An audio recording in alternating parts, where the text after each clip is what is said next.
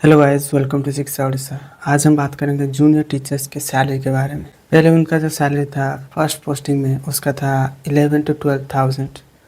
फिर उसके बाद स्ट्राइक किया गया तो उसके बाद सैलरी में अपडेट किया गया एंड सैलरी किया गया 16,000, सिर्फ 16,000।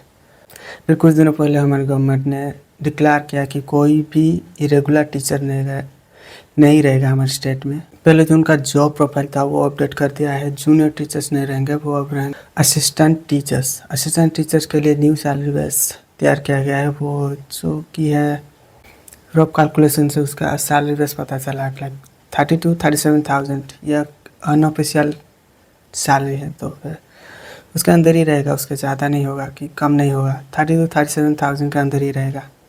कोई भी रेगुलर नहीं रहेगा तो फिर जो आप ज्वाइन करोगे तो फर्स्ट महीने से ही आपको 30,000 to 37,000 जो भी सैलरी फिक्स किया जाएगा उससे ही मिलेगा। तो ये बहुत ही अच्छी बात है। तो पढ़ाई चालू कर दो, चैनल को सब्सक्राइब कर दो।